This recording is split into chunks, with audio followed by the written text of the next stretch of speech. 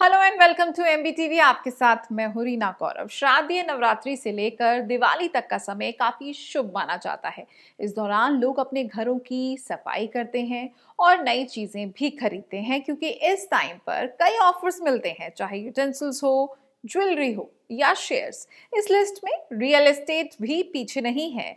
Market में इस समय डेवलपर्स भी काफी ऑफर्स लेकर आते हैं। आप अगर इस दौरान प्रॉपर्टी लेने की सोच रहे हैं तो आज के इस वीडियो में इसी से रिलेटेड वास्तु के कुछ टिप्स बता रही हैं वास्तु एक्सपर्ट शालिनी गुगनानी।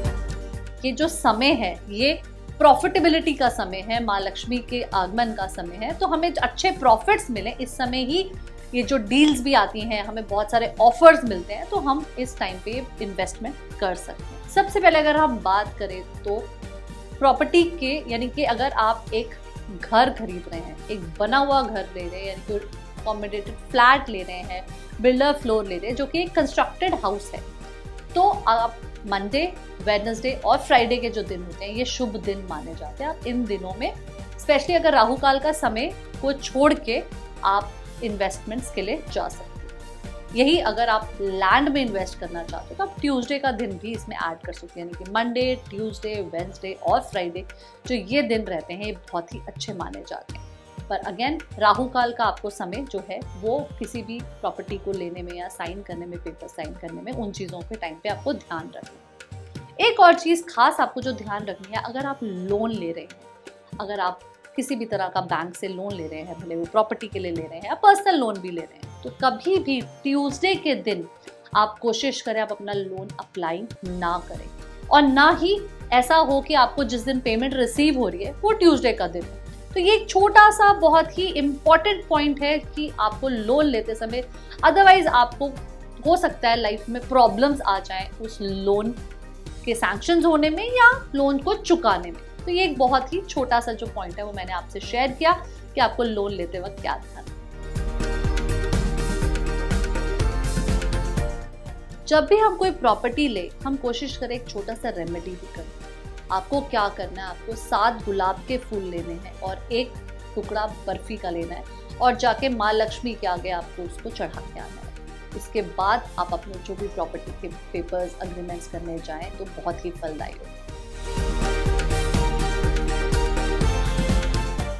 अगर आप घर पे रेंट पे रहते हैं और आप नए घर को एस्पायर करते हैं, यानी कि आप नए घर पाने की, अपना घर पाने की इच्छा रखते हैं, तो ये जो खास दिन है, ये जो फेस्टिवल्स का टाइम है, ये बहुत ही अच्छा टाइम है, क्योंकि इन दिनों बहुत ही स्ट्रॉन्ग एनर्जीज होती हैं, पावरफुल एनर्जीज हैं जो अर्थ पे होती हैं।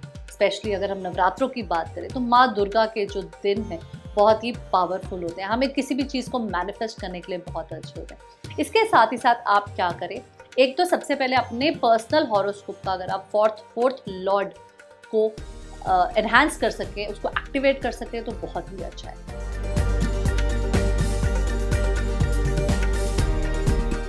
अगर आप उसको कम्प्लीटली नहीं दिखा पा रहे हैं या नहीं कर पा रहे हैं तो एक छोटा सा रेमेडी मैं आपसे शेयर करती हूँ। आपको क्या करना है, आपको सेकेंड नवरात्र यानी कि माँ ब्रह्मचारिणी का जो दिन है उस दिन जाके 1.25 किलो काले अंगूर या 125 ग्राम काली किशमिश आपको माँ दुर्गा के चरणों में जाके चढ़ानी है और वहाँ से प्रार्थना करनी है कि आपके जो भी रुकावटें आ रही हैं आपका नया घर लेने में वो सब दूर हों। तो आई होप माँ की ब्लेसिंग से आप नए घर में जरूर प्रवेश करेंगे। जब हम घर बाय करने की बात कर रहे हैं तो एक खासकर चीज़ हमें ध्यान रखनी है, हमें घर के बहुत पास में, कोई बहुत क्लोज में, आपके एकदम टचिंग में कोई मंदिर नहीं होना चाहिए, कोई हॉस्पिटल या स्कूल नहीं होना चाहिए। तो इन चीज़ों को हमें अवॉइड करना चाहिए। कोई भी चीज़ को बाय करते समय हमें घर के आउटर स्पेसेस को भी ध्यान रखना है, सो दैट कि वहाँ पे कोई गार्बेज एरिया नहीं हो या कोई कोई गंदा नाला वहाँ से क्रॉस ना कर रहा हो, कुछ इस तरह की जो आउटर स्पेसेस का जो ब्यूटिफिकेशन है वो भी हमें थोड़ा सा एक एनवायरनमेंट को भी ध्यान देना चाहिए। क्योंकि घर के एकदम सामने कोई पोल नहीं आ रहा है और पोल नहीं आ रहा हो, उस चीज़ को हमें अवॉइड करना है। कोई मेजर स्पेशली घर के एंट्रेंस के सामने हमें कोई ब्लॉकेजेस नहीं आ रही हो, वो उन चीज़ों का हमें ध्यान रखना चाहिए। अगर हम बात करें वास्तु के प्रिंसिपल्स की, तो स्पेशली अगर नॉर्थ ईस्ट में टॉयलेट है तो प्लीज़ आप उसे ज़रूर अवॉइड करें, और साउथ वेस्ट डायरेक्शन में अगर एंट्री आ रही है तो इन 2 पॉइंट्स को आप ज़रूर ध्यान दें जब भी आप कोई भी घर खरीद रहे हैं। तो कई बार क्या होता है, हम खुद जब वहाँ जाते हैं और हम कुछ पल आंखें बंद करके उस लैंड को, उस जगह को फील करते हैं, तो हमें खुद से कुछ पॉजिटिव वाइब्स आती हैं। तो हमें उन चीज़ों को भी सेंस करने की ज़रूरत है। अदरवाइज आप किसी अच्छे कंसल्टेंट के थ्रू आप एनर्जीज डायग्नोस करा सकते हैं कि वहाँ पे अगर आप देखें बहुत ज़्यादा सीलन है या बहुत दीमक लगी हुई प्रॉपर्टी है, तो इन तरह की प्रॉपर्टीज़ में जनरली नेगेटिव एनर्जी होने के चांसेस रहते हैं। हम उम्मीद करते हैं कि इस फेस्टिव सीजन में आप अपनी पसंद का घर और अपने सपनों का आशियाना ले पाएं।